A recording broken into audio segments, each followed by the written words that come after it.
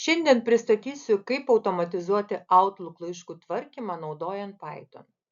Šis sprendimas padės sutvarkyti dažnai gaunamus laiškus su svarbia informacija ir sumažinti rankinio darbo apimtis. Tikslas – efektyviai filtruoti laiškus pagal siuntėją ir atnaujinti Excel lentelę, kad būtų lengviau stebėti apdorotus laiškus. Bibliotekos ir paruošimas. Norint sukurti automatizuotą laiškų tvarkymo sistemą, reikia naudoti dvi pagrindines Python bibliotekas. Viena iš jų skirta Outlook valdymui, kita Excel failų skaitimui ir rašymui. Prisijungimas prie Outlook ir laiškų filtravimas. Python kodas leidžia prisijungti prie Outlook paskyros ir pašto dėžutės. Tada mes filtruojame laiškus pagal konkretų siuntėją. Tokiu būdu užtikriname, kad sistema apdoros tik tuos laiškus, kurie yra svarbus. Laiškų išsaugojimas ir žymėjimas.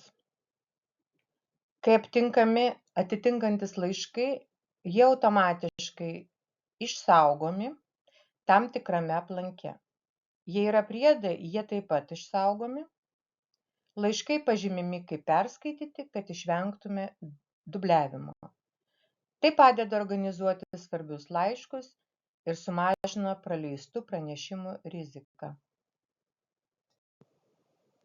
Excel lentelės atnaujinimas. Norint sekti, kurie laiškai jau apdoroti, atnaujinama Excel lentelė.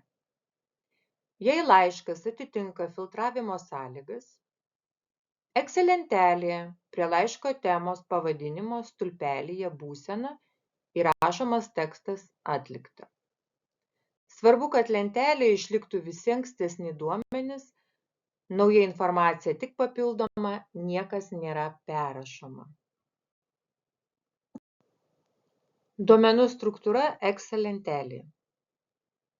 Excel failas sudarytas iš kelių stulpelių.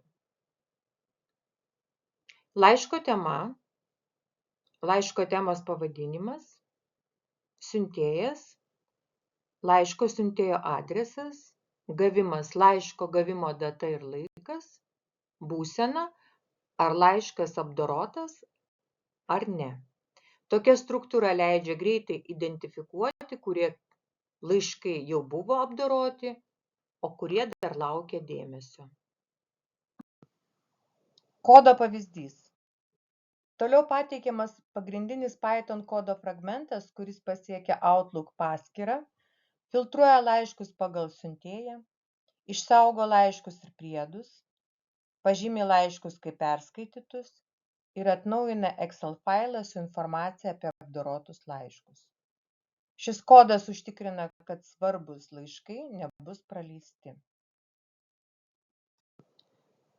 Na ir apibendrinant, ši automatizacija padeda greitai rasti svarbius laiškus, išsaugoti svarbią informaciją, užtikrinti, kad Excel lentelėje matytųsi apdoroti laiškai, sutaupyti laiką ir sumažinti stresą dėl chaoso pašte.